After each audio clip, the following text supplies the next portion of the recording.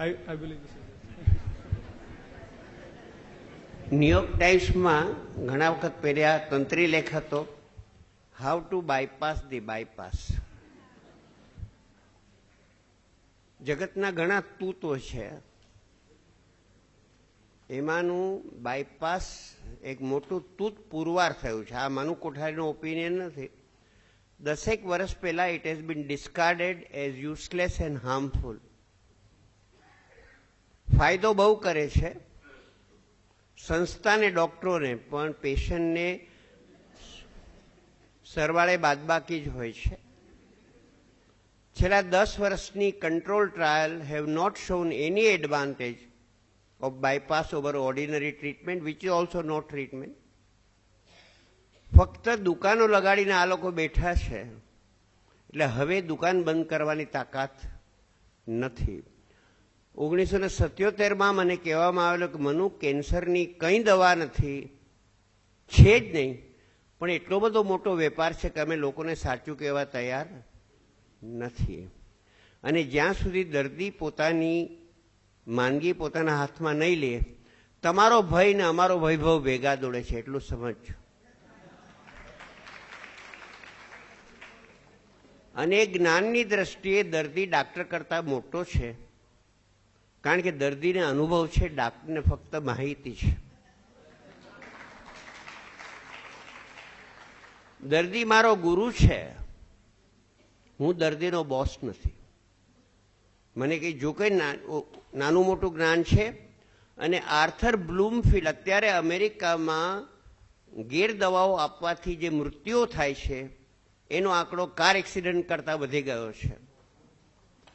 અને આર્થર બ્લૂમફિલ્ડ, જેને પોતાને પર્સનલ ડોક્ટર બે ટ્રેજેડી થયેલી, એણે એમ કીધેલું કે દરેક હોસ્પિટલમાં એક બોર્ડ મૂકો, there are a few whom we can help, but there is none whom we cannot harm.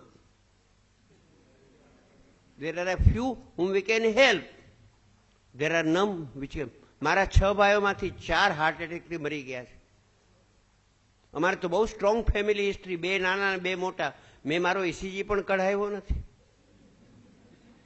અને પેલો રુસ્તમ જાલ વકીલ મરતા મરતા કહી ગયો, the ECG machine has done more harm than the atom bomb. 1 મહિના પહેલા હતું ટાઈમ્સમાં કે ECG is useless and harmful, કારણ કે ડાઉટ ન હોય ત્યાંથી ઉભો કરે છે. પેલું ફૂસફૂસ્યું બ્લડ પ્રેશરનું હું 210, 110 10 વર્ષથી આ મેન્ટેન કરું છું. મેં ગોળી ખાધી નથી, માયપું નથી. અને ચેકઅપ કરવા જાઓ છો, checkup clinic is a magical place. Person walks in, patient walks out. Oh, ક્યા બાત.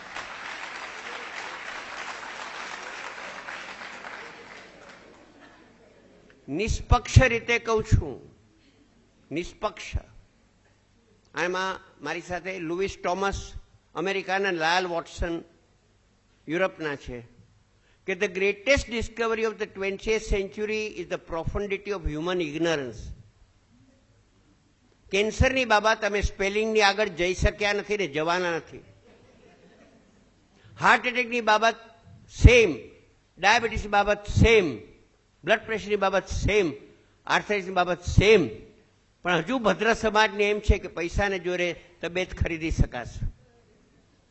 અને ઈશ્વરના દરબારમાં સારી વાત છે કે કોઈ બેટો પૈસાના જોરે 1 મિનિટ લાંબુ જીવો નથી, એને કોઈ પૈસાના અભાવે વહેલો મર્યો નથી. કુદરતી એટલી મહેરબાની છે. આપણે બધા ભૂલી ગયા છીએ. વિનોબાએ કીધું, 1 શ્વાસ 1 પૂર્ણ જીવન છે. I first inspire, then I expire. Manu Kothari expired just now before you. બીજો શ્વાસ આવ્યો છે તો બળબડ કરે છે, નહીતર રામ બોલો ભાઈ રામ.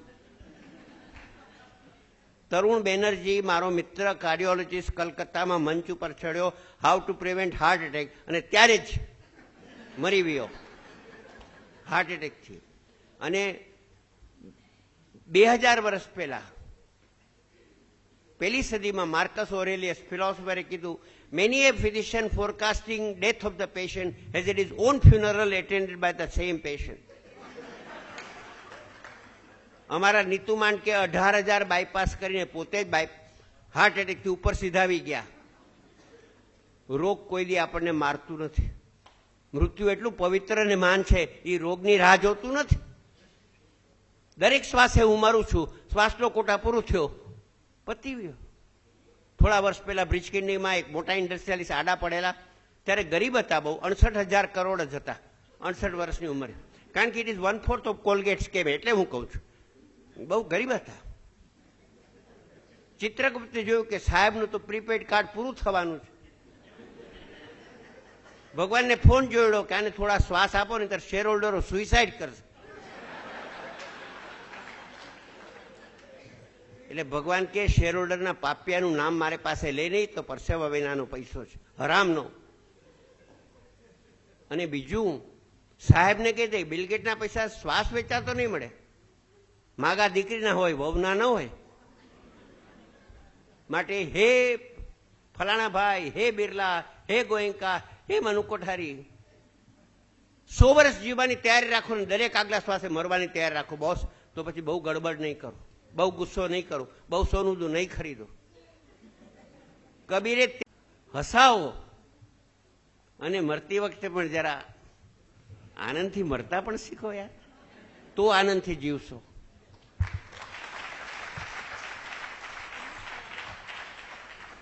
મને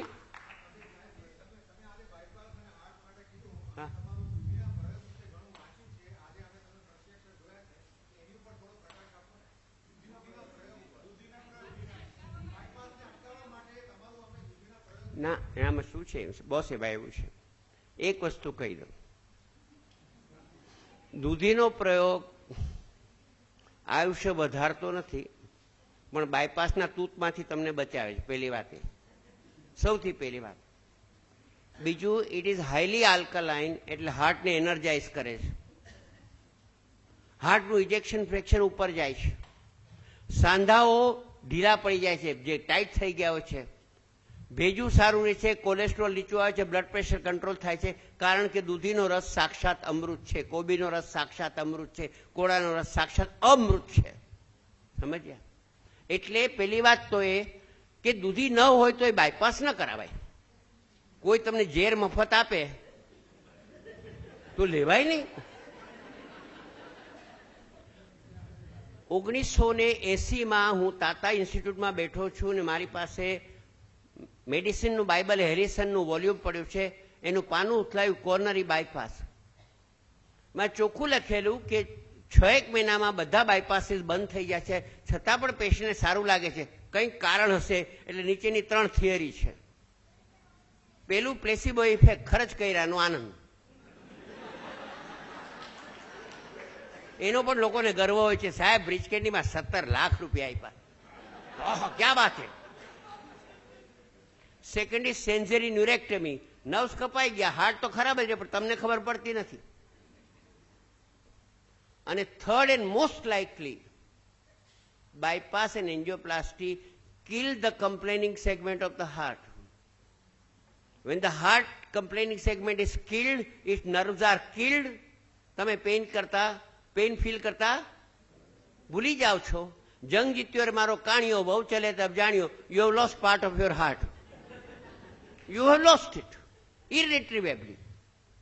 અને વધુમાં વધુ હું બરોડાને પણ સફિશિયન્ટલી ગંદુ જોઉં છું, પણ મુંબઈ તો મહાગંદુ છે. મુંબઈનો કચરો દૂર થતો નથી, બીજે ઠેલવાય છે. સમજ્યા? એવી રીતે કોર્નરીનો કચરો જ્યારે સાફ કરો, એન્જિયોગ્રાફી, એન્જિયોપ્લાસ્ટિક, બાયપાસથી સીધો બ્રેઇનમાં જાય છે. અમેરિકાની એટલી ઓનેસ્ટી છે કે 2003ના ન્યૂ ઇંગ્લેન્ડ મેડિસિનમાં કબૂલ કર્યું છે કે એન્જિયોગ્રાફી, પ્લાસ્ટિક અને બાયપાસ વચ્ચે 100% બ્રેઇન ડેમેજ થાય છે. 100%. એમાંથી 54માં મેનિફેસ્ટ થાય છે. ફ્રોમ સ્મૃતિ loss to paralysis to loss of senses to loss of vision. પુનઃ મારો એક પેશન્ટ છે, એનું નાક પણ ગયું અને જીભ પણ ગઈ. મને કહ્યું સાહેબ હું તો કાર્ડબોર્ડ ખાઉં છું, કારણ કે જ્ઞાનેન્દ્રિય શક્તિ ગઈ અને આ પણ ગયું. અને મારા સર્જન મિત્રએ એન્જિયોપ્લાસ્ટિક કરાવી. મેં કહ્યું યાર રહેવા દે, તો કે નહીં, ના હું તો ગાઈશ. જાગવાનું ભૂલી ગયા. એન્જિયોપ્લાસ્ટી પછી વેકઅપ સેન્ટર ડિસઅપિયર. ખાઈને સૂઈ જાય, ખાઈને સૂઈ જાય તો ગુજરાતી ભાષામાં કહે તો પોદરા જેવા થઈ ગયા. પછી આલ્ઝાઇમર શરૂ થયું પથારીમાં, અને એને 10 ગોળી આપતા હતા, કારણ કે ડાયાબિટીસ, હાઇપરટેન્શન, કોરોનરી. મેં એની ડોક્ટર દીકરી, તું આટલી દવા કેમ આપત? તો કે ડાક્ટર એમ કે છે કંઈક થઈ જશે. મેં કંઈક થવા દે યાર. દવા વિડ્રો કરી, પછી 4.5 વર્ષ કાઢ્યા. બોસ, તમારો શ્વાસનો કોટા સિલેક્ટ હશે ને કોણ તમને મારવાનું છે, અને શ્વાસનો કોટા સિલેક્ટ કરીને કોણ તમને જીવાડવાનું છે. પણ તમારા અમારા ઉપર ડબલ આશીર્વાદ છે. બગડો કે મરી જાવ તો રોગને બ્લેમ કરો છો, સુધરી જાવ તો ડાક્ટરને ક્રેડિટ આપો છો. અમારે બે રીતે ઘી કેળા છે.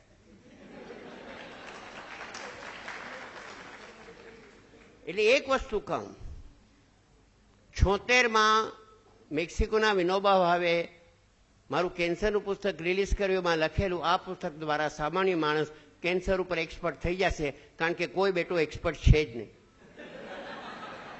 નથી તો નથી. એવી રીતે એક મારવાડી પેશન્ટ આવેલી કલકત્તાથી, બહુ પૈસાદાર. ઘણા લોકો પૈસાથી પીડાતા હોય છે. હાર્ટનો પ્રોબ્લેમ લઈને આવી. મેં કીધું, madam you don't need bypass. મને કે 11 કાઢ્યું તો you are the first one to tell me કે બાયપાસની જરૂર નથી. મેં કીધું, આ ક્ષેત્રમાં બધા જ ગધેડા છે. હું કબૂલ કરું છું કે હું ગધેડો છું. બાકીના 10ની પાસે એ નૈતિક હિંમત નથી કે કહી દે કે કંઈ નથી યાર. બાયપાસમાં કોને ખબર છે? કોઈને ખબર નથી. એન્જિયોપ્લાસ્ટી સ્ટેન્ટ, અને શું વેપલો, શું ધંધો, અને કેટલું, હાઉ ઓલ્ડ ઇઝ બાયપાસ? 1899થી આ સ્ટન્ટ શરૂ થયો છે. તમને ઇતિહાસ ખબર છે? અત્યારે 113 વર્ષ થઈ ગયા બાયપાસની ઘાલમેલ ચાલે છે, અને વાણિયા ફેરવી તોડ, કંઈક નવું, કંઈક નવું, કંઈક નવું. અને તમે બધા એટલા પૈસા ખખડતા હોય છે. અને બીજો પેશન્ટ ઉપર જુલમ હોય તો સગાવા લાવવાનું. ઓહો, બે રીતે. નહીં કરાવી જ નાખો. અરે પણ પેલો નથી, નહીં કરાવી જ નાખો. તમારે કેન્સરની ટ્રીટમેન્ટ લેવી પડશે, નહીં હું નહીં બોલું. પછી મારે કેવું પડે કે ટ્રીટમેન્ટના લગ્ન તમારા વર સાથે થાય, તમારી સાથે થતા ને. અને પેલું ખાવા બેસે તો જુએ, જરા ઘી વધુ લીધું. અરે ઘી તો કઈ ઝેરી દવા ખાવ 14-15, ઘી ના ખવાય? શું વાત છે? કેનો ન્યાય છે? રોટલી ઘીમાં બોડીને ખાતા શીખો.